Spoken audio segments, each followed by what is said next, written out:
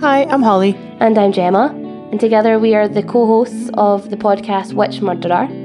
Each week we discuss 2 murders and we try and focus more on the victim's perspective. Oh my god, that's not who I thought was going to die. Let's just blame it all on Tom Cruise. Yeah, math stumps me at every turn, even in dismemberment. We all know she was cut in half. He had projectile pooped. Oh no! The entire room. Will they ever get along? God damn it. Fucking get along, eat an ice cream cone. You're gonna make so many enemies and I love it. How many times do I have to say, if you're gonna murder people, don't keep a fucking diary? Don't keep a diary. I really didn't want to be frozen to death. When were you born, honey? No, I'm not telling you. I don't like the thought of somebody who's selling ice cream being that angry inside. And then we have ourselves a little debate at the end about which murderer we would want to kill us if we had to choose. If we had to choose. It's a game of which would you rather. Exactly. And if you fancy playing that along with us, you can find us on Spotify, Stitcher, iTunes. You can also listen to us on Audioboom and our website, witchmurderer.com. And you can always get in contact with us at Twitter and Instagram at witchmurderer, and also witchmurderer@gmail.com. So hopefully you'll be listening to us soon. Bye. Goodbye. This episode of Just the Tip-Sters is sponsored by Clean Spa Bath & Body, original handcrafted products that inspire inner bliss and outer beauty. Clean Spa features perfumes, cleanses, scrubs, and moisturizers with literally dozens of stunning original fragrances. Just the Tip-Sters listeners get 15% off your total purchase by entering promo code Tip-Sters at the checkout.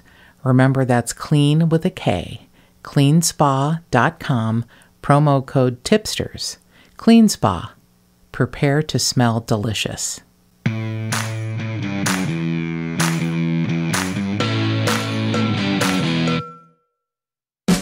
From the Homestead Studios in Santa Clarita, California, it's Just the Tip-Sters with Melissa Morgan. You've got a tip for Melissa, a startling admission you heard from your soon-to-be former best friend, a murder in your town that was solved way too easily, how to do couponing without your fellow shoppers in the cashier line plotting your violent demise. Tell us about it by calling the Tipster hotline at 832-TIPSTER. That's 832-847-7837, or send an email to jttipsters@gmail.com. You just might hear your tip on the podcast. And now here's your host, dialing M for murder, then pressing 2 for customer service, Melissa Morgan. More cowbell!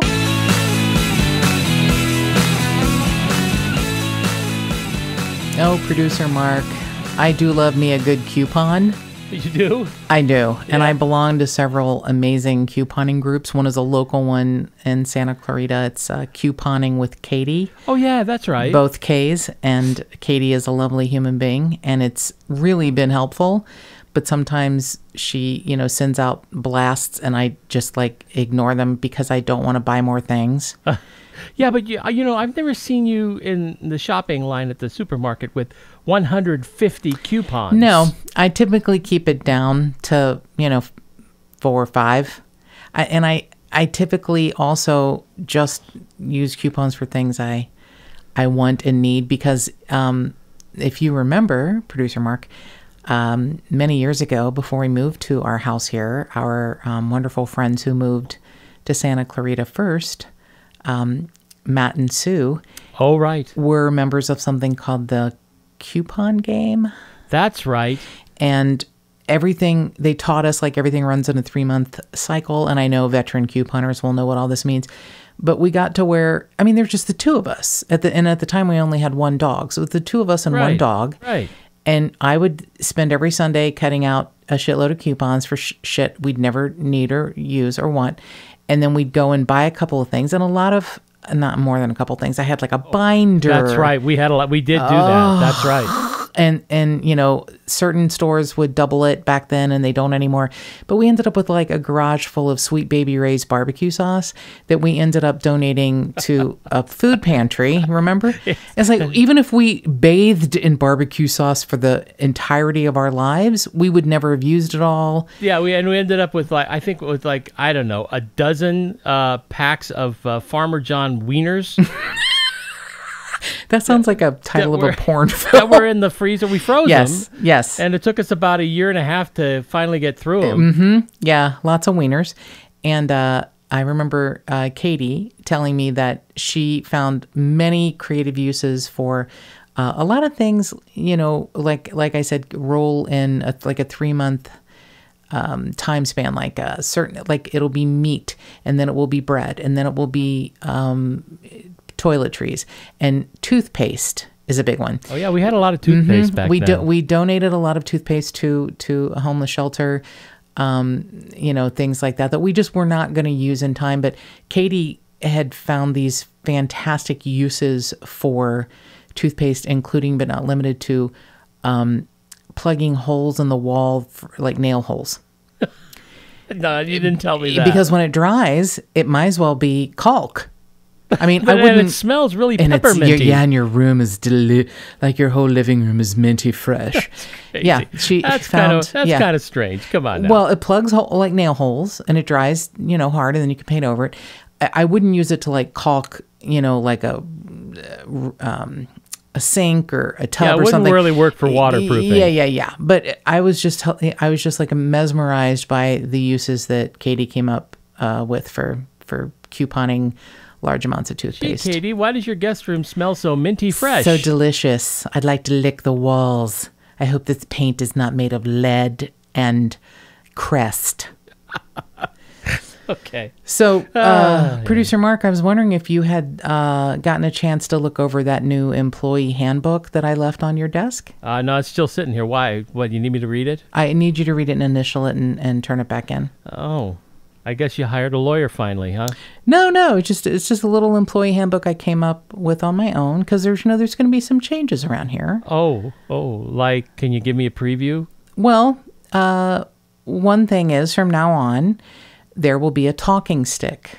And if you have a point you need to make, you need to raise the talking stick, and then I will call on you and let you know that it's your turn to speak. Honey, I'm in a different room. Yeah? Okay. But the talking stick's in my room. Okay. That's all I'm saying. I'm scared. Talking sticks in here. I think we'll have to have a production meeting after this. I think after that's we're good. done here today. I think that's good. As soon as you initial the new employee handbook. Taxi. Exactly. So, a small update on season 2, episode 9, which is the case of Randy Sellers, who is the young man who's still missing from my hometown area almost 39 years later. And I found out why Captain Alan Johnson and Detective Brian Jones were unable to share the case file with me even after they were fully willing to share the case file with me, but they had some updates of their own, and that was that 37 students from Towson University in Maryland studying forensics came to Kentucky and spent 3 days looking around Kincaid Lake for any sign of Randy. And they were going on the information that a serial killer had left and before he was shivved in prison, and that he had shot Randy for no reason and buried him in a shallow grave near Kincaid Lake. I've never been a big fan of that theory, but I obviously don't know all the details that everyone else does. So I'm trying to keep the faith that if that is what happened to Randy, that there will be some sign soon. The search dogs had alerted to a specific area, and apparently a park ranger had decided that the serial killer who had drawn a map while he was in prison in another state and in my opinion, he got a field trip is what he got to Kentucky to stand around the park, and he gave them zero information once he got there. Wouldn't say anything, wouldn't move, wouldn't go anywhere. But they used his map and said they couldn't find anything. And all these years later... that doesn't sound right. It doesn't to me either. But again, I don't know all the details. But here we are, almost 39 years later, and a park ranger had said to the Kentucky State Police or to the Kenton County Police that perhaps the map had been handled upside down, and that when he turned it around, he noticed some markers that were what he thought that Donald Lee Evans was trying to say, the serial killer. So they looked in the specific area that they hadn't looked before, and they still didn't find anything, even though the search dog had alerted to the area. They found what the search dog found wasn't human remains. So I don't know if the search dogs alerted on animal remains, but they didn't find anything. And they, at this point, are looking for very small things. The metal caps around the laces of work boots that Randy may have worn. The small metal tab on a zipper on jeans. Pieces of clothing, any sort of remains after all these years that had not been destroyed by the elements.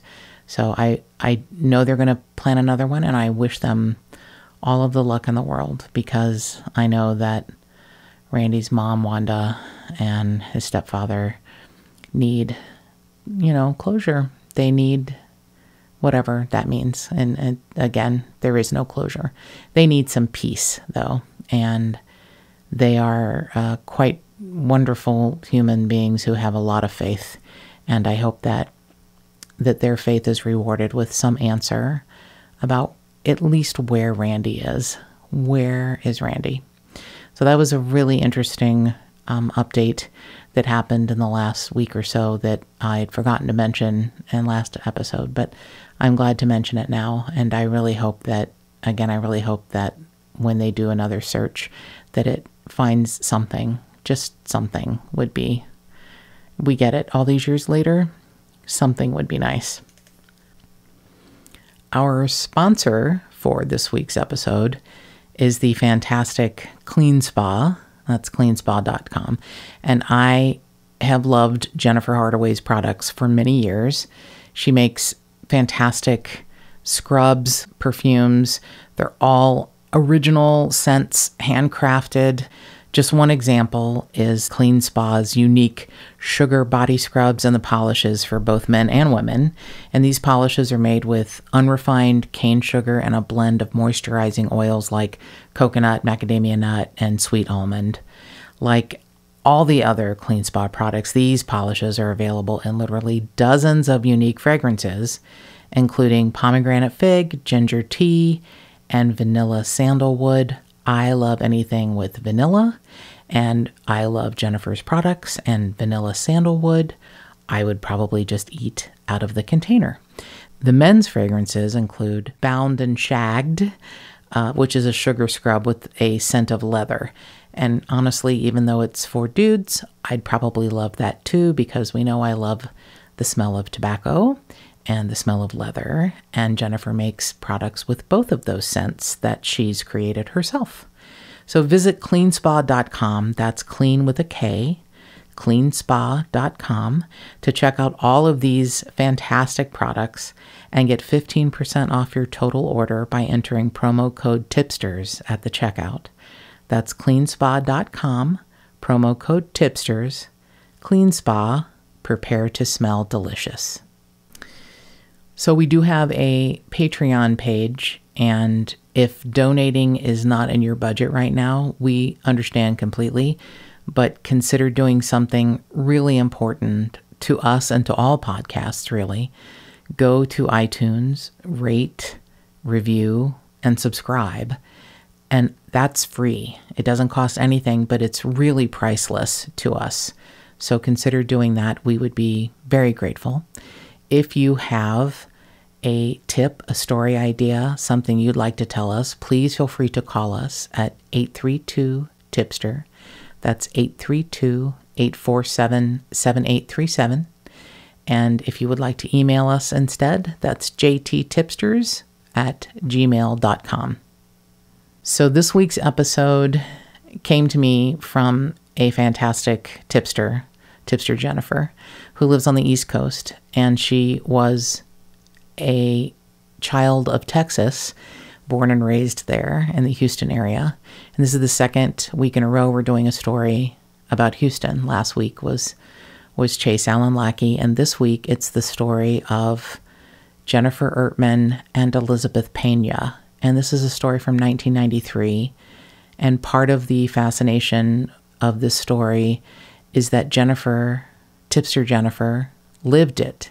She lived there at the time. She was friends from childhood with Jennifer Ertman. So she has as close of a connection as one can have to this story. And she explains how it shaped her life, her beliefs, her safety and security of herself.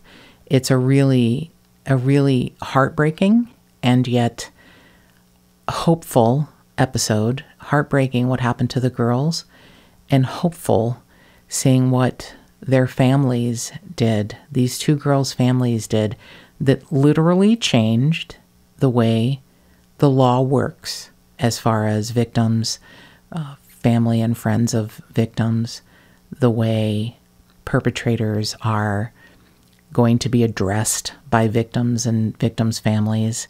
It changed the way that if there is an execution, that family members are allowed to be present during an execution of a family member that has been taken from them. So it's an important case in so many, many ways, and I feel a little ignorant that I was unaware of how important this case is. But I know you're going to enjoy this episode. So we are really blessed to have a guest today, and that is Tipster Jennifer. And she comes from a really unique place of being a very close friend to a murder victim. And this was when she was living in Houston in the 90s. And she had told me about this case, and she had tried to prepare me. And I wasn't exactly prepared once I dug into it and read more about it. And the case is a really huge case that I feel a little ignorant that I didn't know more about, because it affected so many things after, legally, and as far as rights for victims and victims' families' rights. It's a really powerful, important case, and I'm really grateful that Tipster Jennifer brought it to us. So, hi, Tipster Jennifer, how are you today? I'm doing okay. How are you? I am hanging in there by such a thin thread, I'm just hanging in there. So let's start with, I am always shocked when I hear you talk that you lived at any point in Houston, but apparently you grew up there? Is that... Yes, unfortunately, no. You're saying that because I absolutely hate heat and humidity, which is why I moved 2,000 miles north to Boston Such a smart as I got girl. Out of college. Exactly. But, I grew up in Houston, in Oak Forest, which is, anyone who knows Houston knows that the Heights is like the oldest part of Houston, the historic part of Houston, inner city. And Oak Forest is just outside of that, borders that. So it wasn't the best neighborhood in the 90s. It's pretty gentrified now, but in the 90s it was, you didn't really want to be out after dark. I went to private school, so I went to a small private Lutheran school from the time I was in kindergarten until 8th grade, which is how I knew Jennifer. But, it was kind of like a public school versus private school kind of thing. Right. Two different sides of the track going on. Literally, right? Literally? Like, yes, yeah. Yes, actually. Yeah. Literally Pretty two much sides. literally. Yeah, of the railroad track, and apparently there's a bayou that separates some things too. Yeah, so Houston has it rains a lot, it floods a lot. We have really deep, huge bayous that run, or a bayou that runs through. It's called White Oak Bayou, Right. or people refer to it Buffalo Bayou. And so, when we were younger, we weren't supposed to, but we used to go down and walk along the bayou and kind of follow it toward downtown. We thought, downtown was some mecca, even though it was like 4 miles away. So, you really shouldn't be down there. There's people down there, obviously, from this case and reading, that things go on that you don't want to get involved in. But, we thought we were invincible and nothing could happen. So we used to walk down there, and not with Jennifer, but me and other friends. Jennifer was actually 2 years older than me. She was a couple grades ahead of me. So this is the story of Jennifer Ertman and Elizabeth Pena, and this happened in 1993. So Jennifer Ertman's a little older than you, but you met her at your elementary school? Yes. So when the school that I went to, we both went to this private school, kindergarten through 8th grade. So when I started there in kindergarten, she was in 2nd grade, and she went there until she went to high school. And then when she went to high school, she went to a public high school. Waltrip, I think? Waltrip, yes. Yeah. So I don't want to say she was naive, but she wasn't kind of the sheltered private school, kindergarten through 8th grade, and then being in a big public school, a lot of, kind of gang activity that Houstonians didn't really want to recognize at the time. That's what it sounded like. Yeah, they didn't, authorities didn't really want to admit that Houston had a gang problem. And this case kind of brought that to light. Shoved it into the light. I was really shocked when I read that, that law enforcement in Texas was like, there's not a gang problem. There's no gang problem. Yeah. I mean, being from Texas, Texans have a lot of pride, and it doesn't surprise me that they want to say, well, not in our city, that kind of thing. Right. That's stuff that happens in Detroit and L.A., not here. Well, but, thinking about, Jennifer and Elizabeth, these two young girls, and the fact that 6 people were eventually arrested and indicted, even if they weren't in a gang, that's a gang. If they were not in an official gang of, which they were, but that's a gang of men. And even though some of them were underage, that's a gang of men. That's a gang. You can call it a shitty group of assholes, but that's a gang. So were you still friends with Jennifer when she was 14 and you were 12, and she was at the public school and had made friends with Elizabeth Pena, who ironically is 2 years older than her? Yeah, yeah. So Jennifer had gone on to Waltrip. I probably hadn't seen her in a year, but we, everyone kept in touch. Our school, we had probably 20 kids in each class.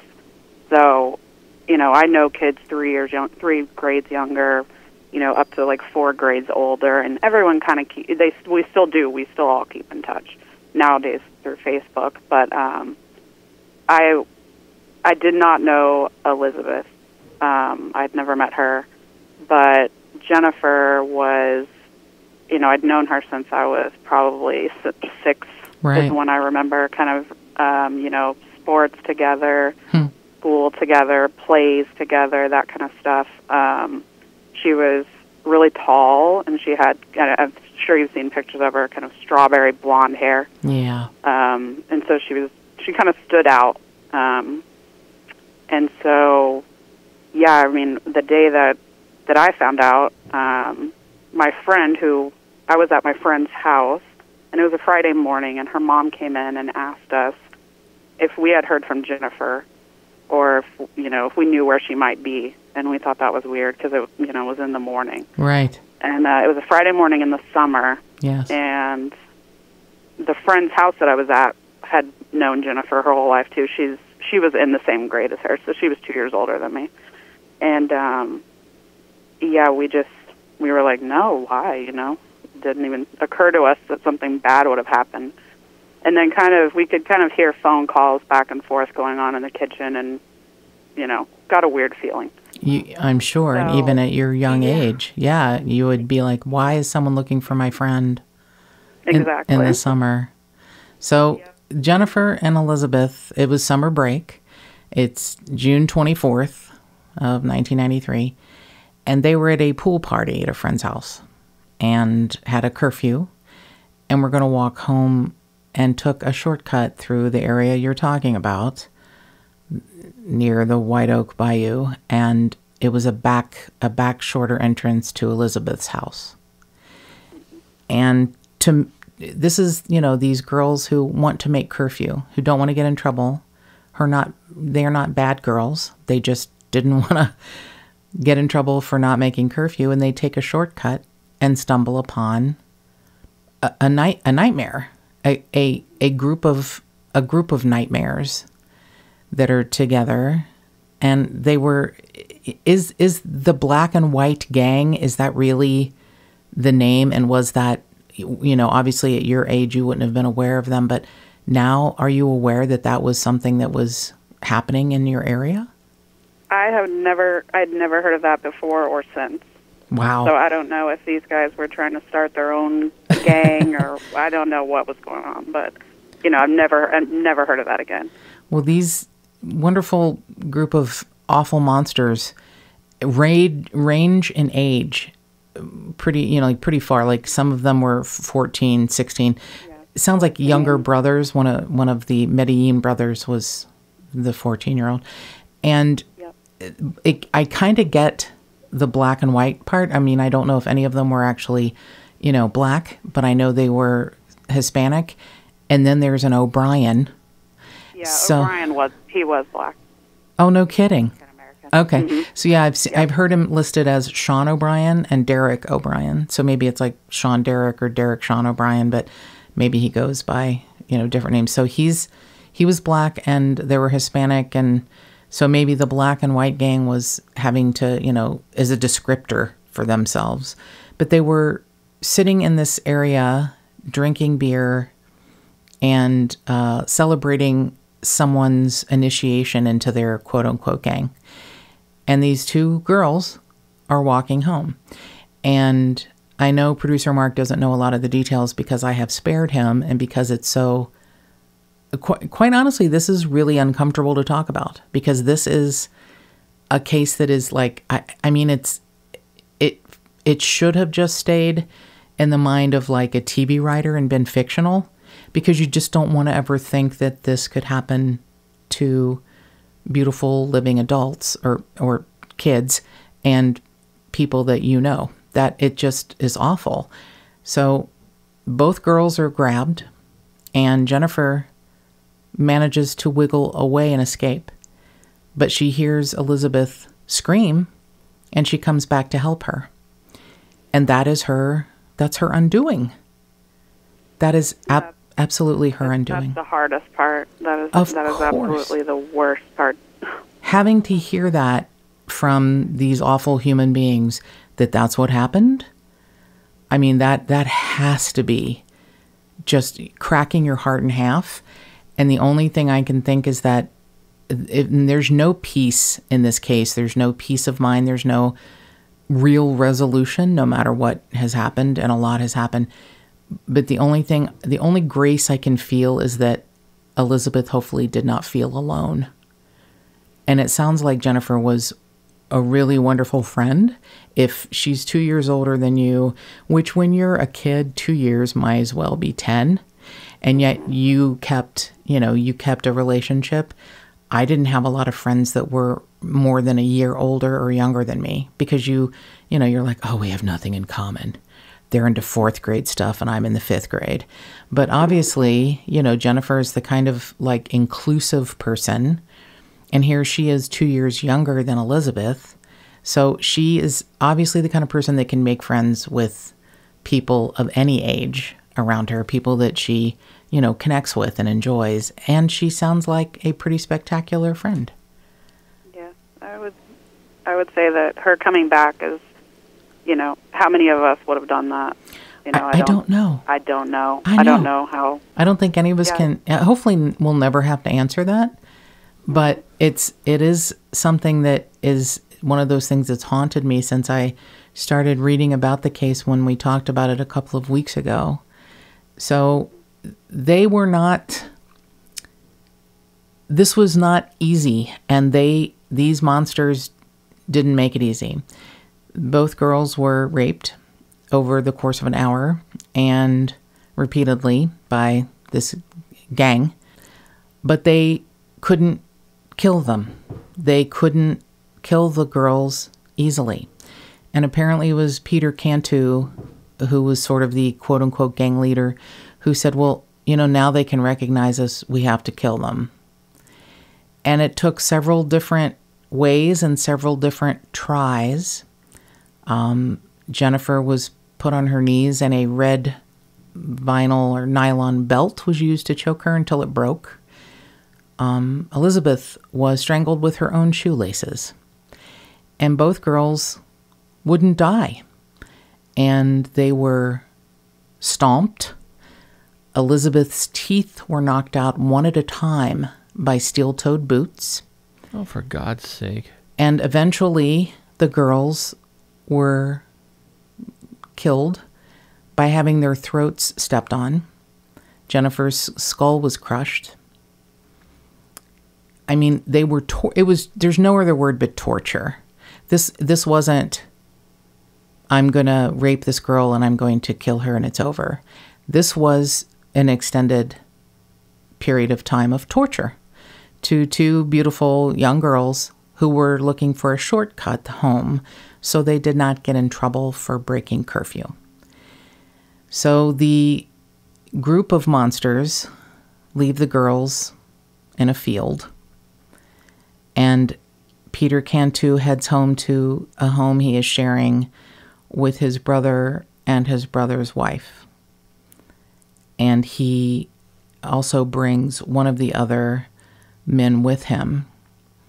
And I think it was Derek O'Brien. And his brother's girlfriend or wife says, "Why do you have blood all over your shirt? Why do you look like this?" And Peter Cantu says, "Well, I killed a girl and it was really hard, and I think from now on I would just rather use a gun." Now, it's kept for a couple of days until Peter Cantu's sister-in-law says, "You need to tell the police." And she convinces her husband to call the police, which he did. And the girls are found 4 days later. And I really believe, and correct me if I'm wrong, Jennifer, I don't know how long they would have been there if Christina Cantu hadn't said, "Call the police," to her husband. Do you believe? Yeah. This area, so that they were in basically a huge park that runs alongside the bayou from, probably 8 miles outside of downtown all the way to downtown. And, it's huge. It's expansive. I mean, Texas is big. And I don't know if they would have ever been found. Not to mention, this is the middle of summer in Houston, which is 100 degrees. And exactly. They were not in good shape when they found them just 4 days later. So exactly. I don't know that they would have ever been found. That's the thing. I wondered if, Christina Cantu hadn't convinced Joe Cantu, "Look, you got to turn your brother in." He said he killed a girl and there's a few girls missing, and, he really only confessed to killing Jennifer, but, both girls were there and they were dead. And I was stunned at like you said, 4 days later, 100-degree weather apparently in June, and they were unrecognizable already. The decomp was so bad that they were unrecognizable and had to use dental records to identify them completely and fully. Some of the jewelry and accessories the girls had on had been taken by the monsters. One of the men, Jose Medellin, took Elizabeth's ring with an E on it, her initial, so he could give it to his girlfriend, Esther. And I can't imagine anything... Jesus Christ. Yeah, anything more wonderful than taking a 16-year-old girl's ring, a 16-year-old girl you've raped and murdered, taking her ring because the same initials is the initial of your girlfriend. I've actually never heard that. Oh. That's awful. Yeah. That one got me. That was one of the things that Christina Cantu reported. She said, this guy has a ring with an E on it, and he said it belonged to one of the girls. So I'd heard, actually, that they were bragging to a lot of different people about the murders, and that nobody believed them. So Oh, wow. I am surprised that the sister, I guess she saw the blood, so she, she believed it. But Well, she must have known yeah, something was wrong. I mean, that something bad had happened, whether he was kidding or not. I mean... Right. So several of them, I guess 4 of the 6, went to Peter Cantu's home that he shared with Joe and Christina Cantu, his brother and sister-in-law. Efren Perez had on a shirt with blood on it, and Sean/Derek O'Brien was bloody. And Christina Cantu's like, well, what's going on? And Efren Perez said, well, we had some gang fun. And he went on to elaborate and say that he had actually raped both girls and that it would be appearing on the news soon. Gang fun. He said gang fun. Yeah. Quotes. We had some gang fun. And then Jose Medellin said, oh, look, I got the ring. And Peter Cantu said, oh, let's divide up some of these things we got from the girls. And there was even, Jennifer said that they had been bragging to a bunch of people who said, we don't believe them. But apparently Sean/Derek O'Brien had taken a videotape, maybe with a phone. I don't know in 1994, 1993 if you can do that or not, but he's videotaped. It would have to be a camcorder. Okay, a camcorder, yeah. Okay. So there's tape of him smiling at the actual crime scene. With the dead bodies there? Mm-hmm. Mm-hmm. Jesus Christ. So after they left, Christina Cantu says to Joe Cantu, you have to report this. You have to report this. And he does. And they find the girls, and apparently word gets out. And I know that Jennifer knows the family and knows what happened to the family. And Randy Ertman is like some sort of force of nature. And Randy and Sandra Ertman, their only daughter. Jennifer is an only child. And she is beloved, and he is one hell of a dad. So Randy Ertman shows up where the police are looking. And you probably have heard this, Jennifer, and you may even know about this, but there are so many statements of people saying that he's screaming, is she blonde? Is she blonde? Oh, God. And you would describe Jennifer as a very tall, striking, strawberry blonde. And here's a bereft father running toward the crime scene screaming, is she blonde? Is she blonde? When they say they found 2 girls. And he is, was going to push his way past, detectives who stop him. And he gets very upset and turns around and folds his arms. And when they finally come back to him, the lead detective, Zaragoza, taps him on the shoulder. And he said, I thought he was going to turn around and punch me. And he says, can I see them now? And he says, no, you don't want to see this. And we're going to need her dental records. And he said he saw Randy Ertman's shoulders drop, and that he finally understood that in 4 days already, they were in such bad shape that he was going to have to get Jennifer's dental records to even make an ID. And it could have been decomp because of the elements, because of the weather. But I'm wondering if it would, if it were the perfect weather conditions, if you could even identify them because of the horror that these men had done to them. I'm wondering if they would even be recognizable. I don't think they would have been based on what I've heard. To stomp on someone's throat, to kick them in the head and face with steel-toed boots, to knock out teeth one at a time with your boots. I can't imagine that other than the clothing they were wearing or dental records. I don't think anything would have been able to identify those girls. And I think that the lead detective, who stayed in touch with Randy Ertman until his death just a few years ago, I think he did Mr. Ertman a real service by not letting him see his daughter like that. Because some things you can't unsee. And as much as a parent, you would want to be able to identify your child, I'm not sure she would have been identifiable to anyone, even the person who was their parent. I think he did him a real service by not letting him see her in that condition. Yeah, I couldn't agree more. Yeah. Did you know the Ertmans? Did you know Mr. Ertman, Jennifer? I'd met his wife, and I'd only met her a couple times, but I had met quite a few times. He was a big, and to me, I don't know how tall he actually was. You know, I was little, so I know he was at least 6 foot, but he may have been a bit taller. But a big, bearded, burly guy. Yep.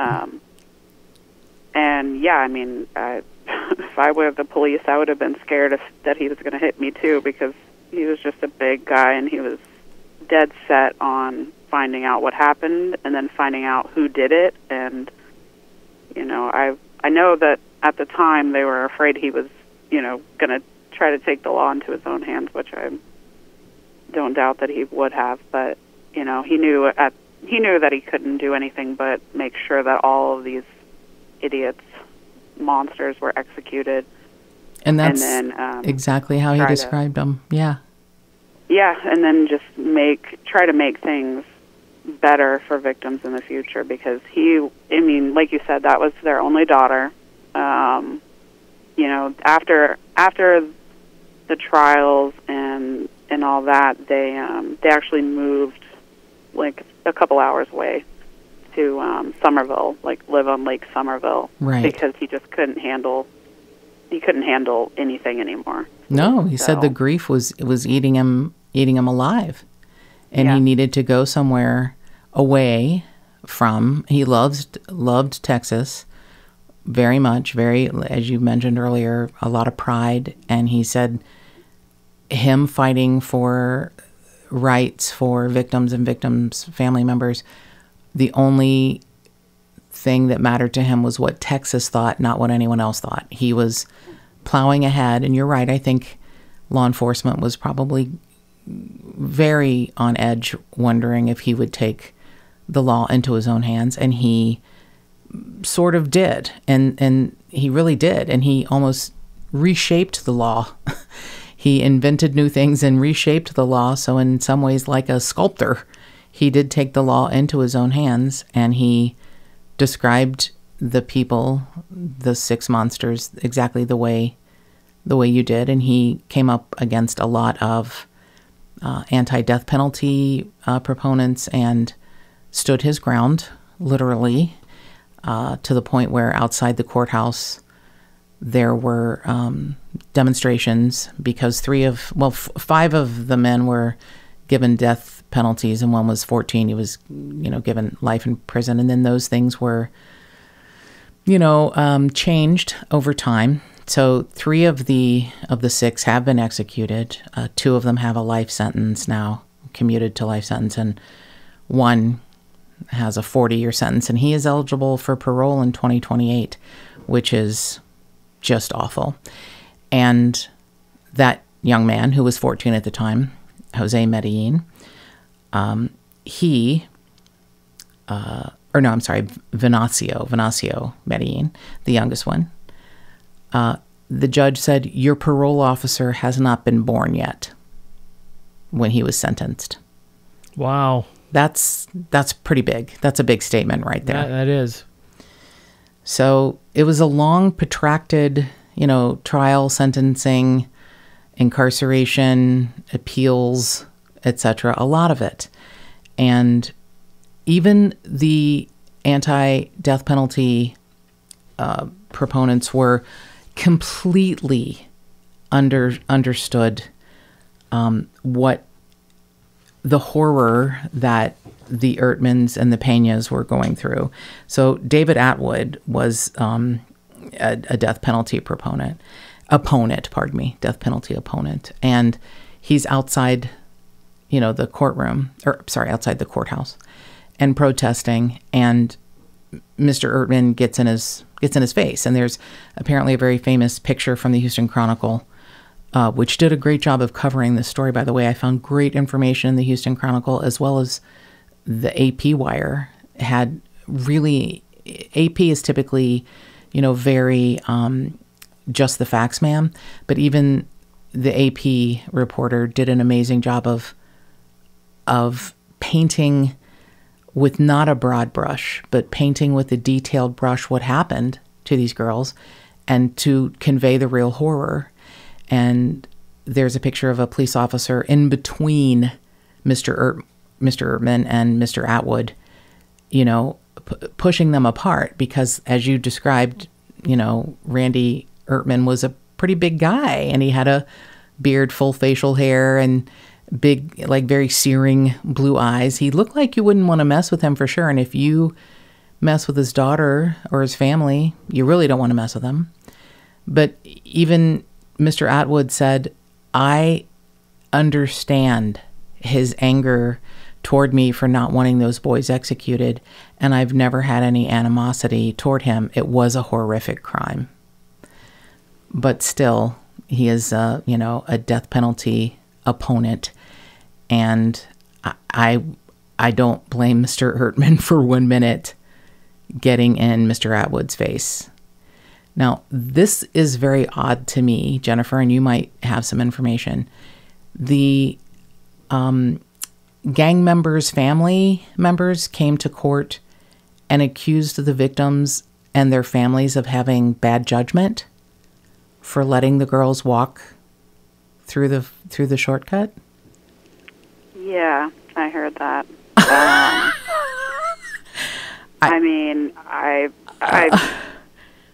very few times am I speechless, but this is one of them. Their family members were drinking and beating the hell out of each other in the middle of the woods at night. So I don't know how can they criticize that, just because they were girls. I'm not sure. But yeah, I was like, I'm really hoping that all these gang members' families get together and write maybe a parenting book. Yeah. On how to do it right. I mean, how? That's obscene. That obscene is a great word. How do you, knowing that a member of your family has done something so awful, and it doesn't matter that they're under 18. No. That several of them were. They were yeah. in a bikini walking across. Exactly. It has nothing to do with that. Exactly. If your family member is 14 or 16 or 17 and they participate in the ending of someone else's life, the sexual assault, the ending of someone's life in a horrible, torturous way, the removing of items from these two beautiful girls taking a shortcut and splitting up the proceeds. How do you have the brass balls to say to the victim's family, you bear some responsibility in your daughter's death? I don't know how that's a possibility. Yeah, I'm not sure. I can't even fathom. And I'm sure that hearing that in court is what made Randy basically demand that he would, be able to address them. Yes. These people in court so that he could tell them exactly what he thought. So before we get to that, which in my mind is as horrific as these girls' deaths are, in my mind, what he and the Penas did pushing forward is a fascinating part of the story and one of the only redeeming parts, because I'll be honest, if something somehow good hadn't come out of their horrible passing, I'm not sure I would have been able to do this story. But you telling me and pushing me and getting me to look at it a little deeper, because when I first started, I was like, oh, Jennifer, no, I can't even talk about this. This is just monstrous. But the thing that is allowing me to talk about this without using, gritted teeth and just flying to Texas and killing the other 3 that aren't dead yet, and then having to be, arrested myself is what came out of this. But before we get to that, because it is so fascinating and so important in our legal system and a really interesting, bizarre twist and turn, their deaths were number 250 and 251 of 1983 in Houston, and it's June. It's the year is half over. So how do you think law enforcement wouldn't admit that there is a gang problem? Because very few cities, even as large and spread out as Houston is, would have 250 murders in the first half of the year. Like, how do you think law enforcement was able to have a blind eye? All I can think is that, like I said earlier, it's the pride. It's the, we take care of this city, and that doesn't happen in our town kind of thing. Yeah. But, I mean, Houston is 600 square miles. It's a big city. And they're definitely, I mean, everyone knew there was a gang problem. They could come on the news and say there wasn't all they wanted. But, this just kind of, they could no longer deny it. I think you're right. I think this case is the one that made everyone, sit up and have to look at it. Like, take off the veil and look at it. And like you said, this was their own little gang, I'm pretty sure, because I've never heard of the black and whites again. But, any group of 3 people that rough someone up and rape and murder them, that's a gang, In my mind also. Also. Before we get to the end, I'm looking online as we're doing this, and there really was a lot of good things that came out of this. How did this affect you and your circle of friends at the time, Jennifer? I mean, did you band together? Are you still in touch? So, yeah, most of us are still in touch. Like I said, we went to a private school. Most of the people that started going to school in kindergarten or first grade, went all the way to 8th grade. So we were together for a lot of years. And, we do still keep in touch. I mean, when the last monster was executed, which was 2010, I think the summer of 2010 was the last one, we, sent messages back and forth like, oh, he's finally gone, like, and then at the time it was just really weird because, I was 13. I was, Jennifer was 2 grades ahead of me, but she was like a year and a half older. So we kind of, within like 4 or 5 years, all of us knew each other.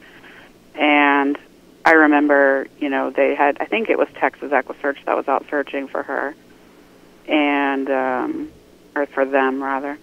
But, I remember us saying, well, we'll go look, and we just thought, we'll find them somewhere. I remember the friend that I was staying with, I remember saying to her mom, well, did they look at the mall? We just weren't thinking that because Jennifer loved to shop. She loved jewelry. It wasn't even in our minds yet, and yeah, it really, when we got the news, that they were killed, we were shocked, but it was kind of like, honestly, and I'm a huge crime buff. I went to school for criminal justice because I wanted to be a judge, because I wanted to give everyone the death penalty after this happened. So I went to school for criminal justice and ended up being an accountant. But I really, this formed who I am. And, that, it had a huge impact on me and a few of my other friends. Probably a lot of my other friends. But I was going to ask if it changed. Did your parents enact any more control or shorter curfew on you? No, I was never really out. Me and my group of friends, we weren't out walking. We weren't, I was 13. I wasn't in high school yet or anything like that. So we weren't walking around the neighborhood. Even back then, I was as paranoid as I am now, so I probably wouldn't have. That was due to being raised by my grandmother, who if someone's behind you in the parking lot, hold your key and stab them. She made me very paranoid. But, I'm grateful for that because I know I would not have walked across the field at night, and it's just... Even if you were going to be late. Yeah. Yeah, oh yeah, even if. But, Jennifer was she was not a bad girl. She wasn't, out doing drugs, drinking. I know it, and I know, she wore Converse all the time. She always had on Converse, baggy jeans at the time, Yaga and big baggy T-shirts. And she had always done hair and makeup, jewelry, and that. But she, it wasn't like she was dressed provocatively or out with people doing drugs or anything like that. I mean, she was, she was smart. She was very sweet. She was always happy. And like you said, it wouldn't matter if she were wearing a bikini across the field. Right. You don't have the right to touch or take someone else's life. No. But, it basically made us all feel... I know a lot of my friends their parents were, you're not going out there. You're not going to the park. Right. You're not... And we had track meets at this park that's right near where this happened. And we had track meets there for the school afterward. And none of us wanted to go, Of course. So, but there was a hamburger place that everyone loved, and we went to school with the girl whose dad owned it. And it backed up almost right to where it happened.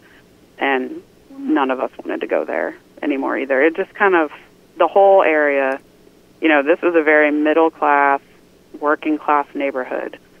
And it just really put a dark cloud over it. Of course.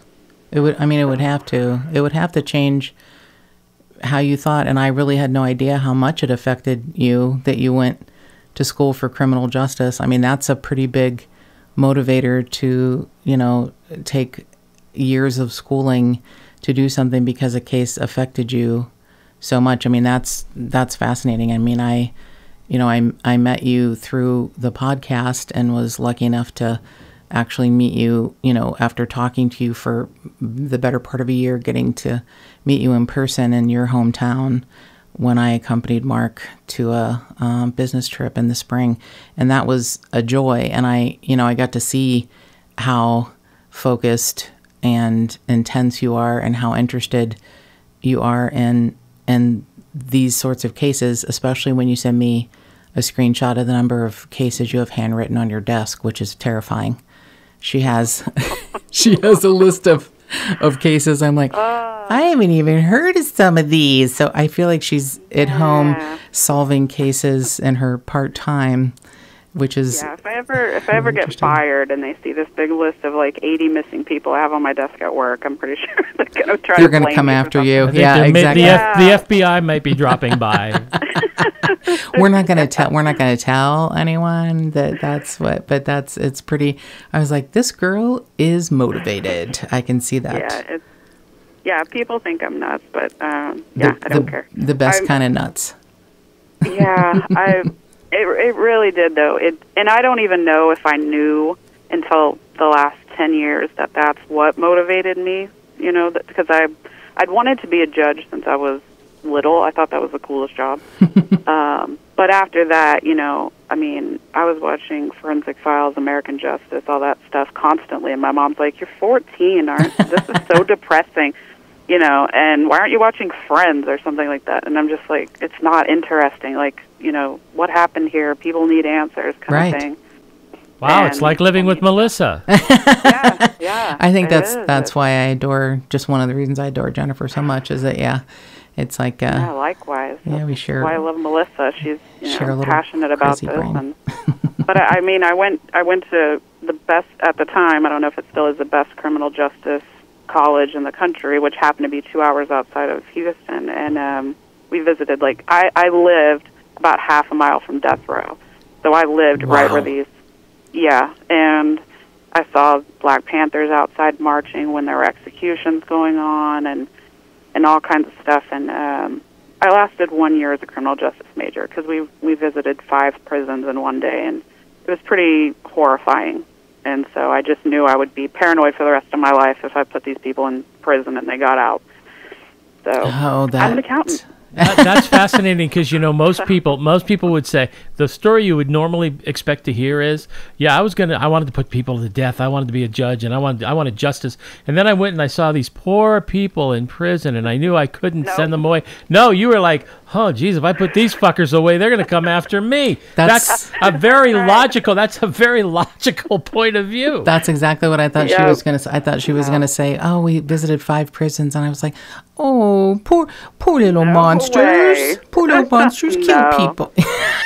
No.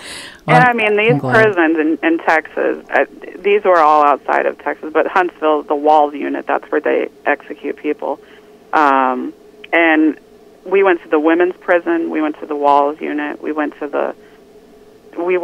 to where they house, I think you're there for a year after you get sentenced, and then they ship you to whichever prison you're going to stay at. So it was mainly gang members. Oh, God. And going into the gang unit, they only have a little tiny window because they're so violent. They spit and they, try to grab out of the bars. And God, it's like Silence of the Lambs shit. It really was, except that at eye level, there's like a little window. So they said, stay with your back to the wall. And I kind of glanced to the right, and there was an eye next to my eye with a teardrop tattoo on it. Oh, dear God. So I was like, oh, God. But when we left, it was just me and another girl, with only 2 girls in the class. And the guard handed us a piece of paper each and said, here's what this thick SOB wanted you to have. And it was a picture that someone had drawn of us as we went by. That quickly? And, well, when we came in, there was kind of like a rec area behind bars, and we stood there for a second while they explained to us, okay, we're going to walk down here, and what we're going to do. And then by the time we had come out, which was like probably 45 minutes later, he handed us those pictures, and they were really good. I mean, they looked exactly like myself and Tatiana, the other girl. And that just freaked me out. Well, that might have actually been when I was just like, oh, I can't, I can't do this. Which, not to make a left turn, but obviously, people with that sort of a brain and an artistic bent, Samuel Little, the serial killer that's 78 years old and dying.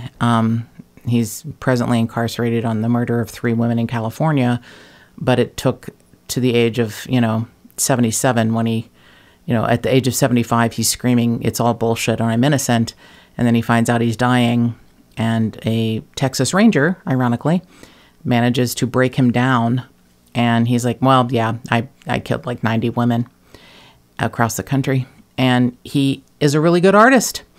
And even the Texas Ranger's like, you can't remember. And he goes, oh, I remember all my girls. Yeah, I heard he was drawing. Yeah. That just sent a chill down my spine. And they're accurate portraits of They're him. really good.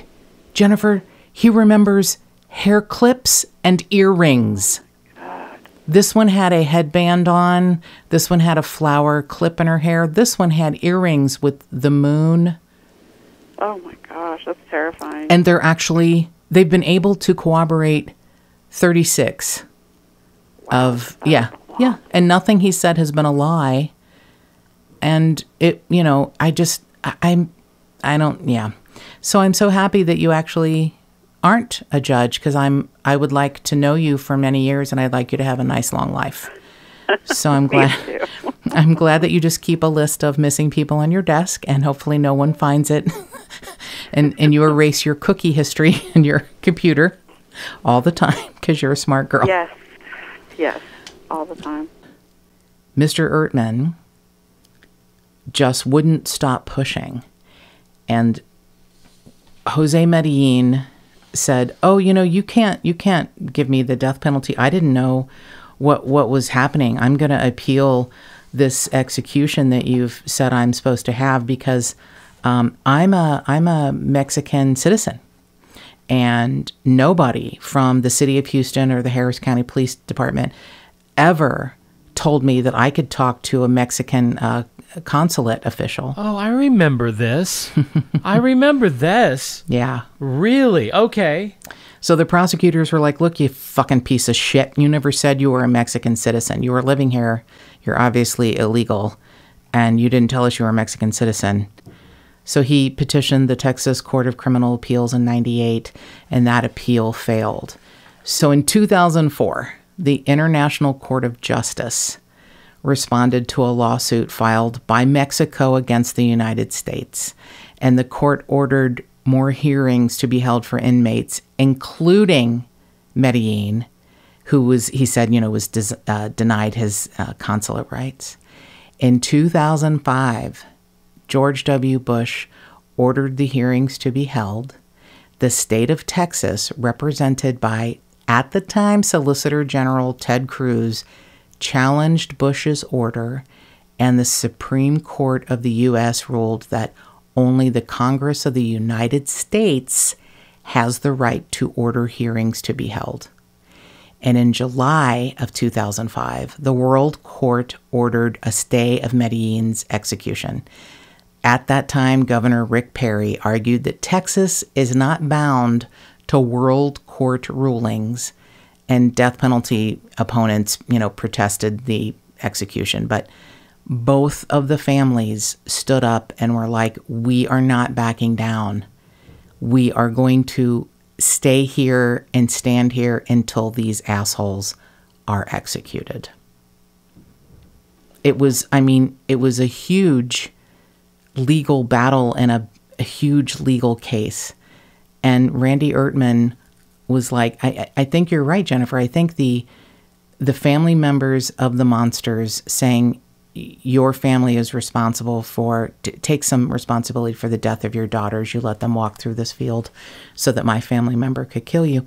I think that's one of the things that propelled him to fight for, it's been described like what Mothers Against Drunk Drivers did in the 70s and 80s is what Randy Ertman and the Penas did in the 90s and the 2000s to make sure that family members could address the accused and do a victim impact statement.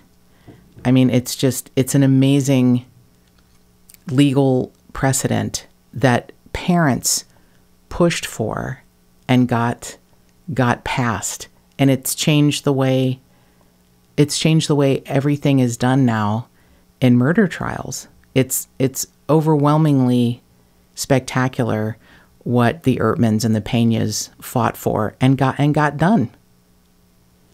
Yeah, I agree. I was watching the Chris Watts, the Shanann Watts parents doing their victim impact statement, and I thought, it occurs to me that Randy Ertman is kind of to thank for, you know what I mean? Yes. It had to. Because of him that we're watching, we get to see this, and they get to have not closure, but somewhat, a little piece of closure maybe by addressing monsters that hurt their family members. So, yeah, he's held in great regard in Houston and probably Texas, I would assume. And if he should be held in great regard all over the United States, but I don't know if a lot of victims' family members even know who they have to thank. Yeah, I don't for think what so. he did. Yeah, and also Elizabeth's father, I think his name is Adolf. Yes. Adolf, too. Yeah, he also, he was right there by his side, kind of lobbying for the rights.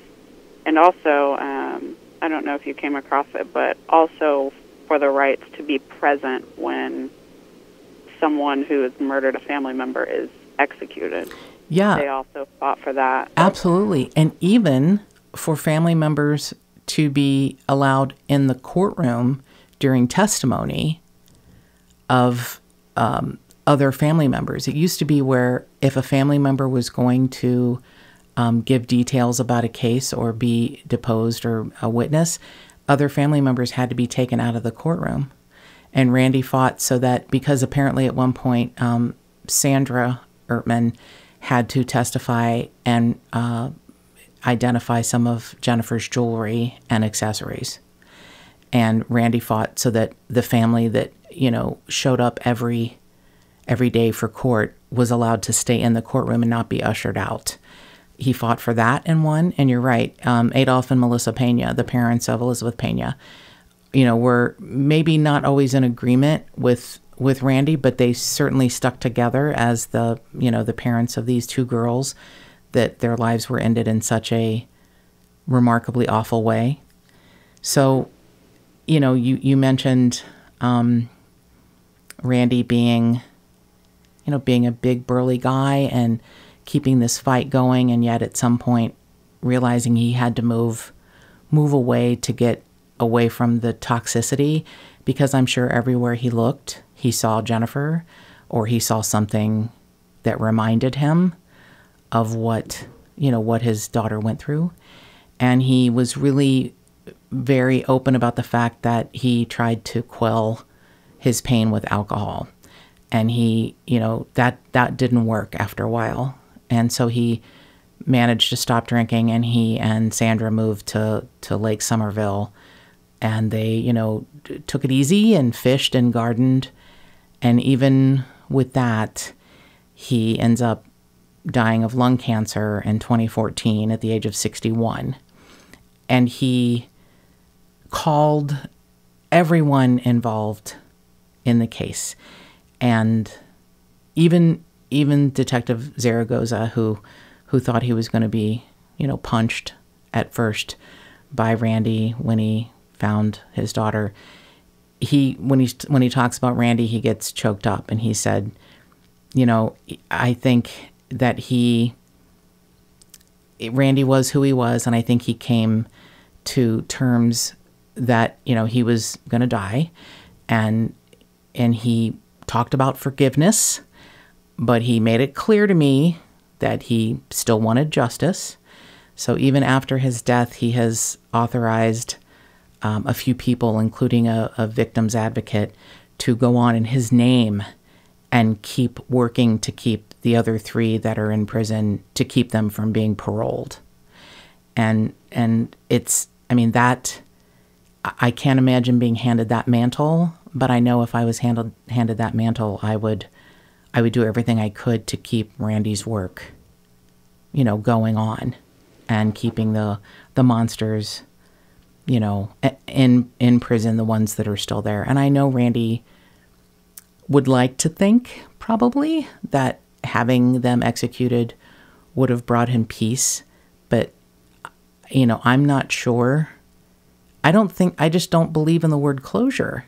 And I don't think there's too many people that have seen their family members, perpetrator, executed, and it doesn't change anything. It doesn't change how they feel. Randy said, I just don't want them breathing, and I don't care what anyone else thinks except Texas. I love Texas, and Texas is in my blood. So maybe that's, what Randy could take with him, is that he fought for Jennifer as hard as he could, and did way more than any parent should ever be expected to do, but way more than most of them could even think of doing. I think because he was just a true force of nature. I think he was just a force of nature. Definitely was. So I know you've done a great job of describing your relationship with Jennifer, and I know the thing is you don't want her to be forgotten. So tell me something about Jennifer that you remember that will keep us going and keep us fighting for her and those people to stay in prison. Jennifer was, she stood out. She was, like I said, she was striking. She had a really big, pretty lips, long, strawberry blonde hair. She was tall. She always had a smile on her face. And I'm not just saying that because people always, say these things after people are gone. She actually was a very happy person, always friendly to, like you said, 2 years younger, 2 years older. When you're younger, that can be a big deal, but, not to her. She loved jewelry. She loved hair, clothes, makeup. shopping. She unfortunately, when we were younger, loved New Kids on the Block. Her whole walls were covered with new. It's embarrassing. I'm sorry, I shouldn't talk about that. But you forgave her. I do. I forget. I always hated New Kids on the Block. I have to go on the record and say, but yeah, she did. She had tons of posters of it. But yeah, she was, a very friendly, sweet, nice girl, and that's what breaks my heart about her turning back to go help Elizabeth. I just know that's exactly the kind of person that she was. Well, I can tell you I think she's still alive in you and the other family members and the people that know about this case, and I think you've done a beautiful job of keeping her alive, and I really thank you for telling me about her story, because it's a lot more important than I could have imagined, and having to get through the difficult part of what happened to these girls, but realizing how important these girls are. I don't think any of us are ever going to forget Jennifer or Elizabeth. And I really thank you for being on today, Jennifer. We really appreciate you being here. Yeah, thank you so much for covering her story. We were really blessed to have Tipster Jennifer join us for this episode and tell her story and keep Jennifer and Elizabeth's story out there and relevant and talked about, and remember how special it is, and more cowbell. And if you'd like to become a patron of the podcast, go to patreon.com/justthetipsters. Check out what we've got there. Check out the different levels. And we'll see you next time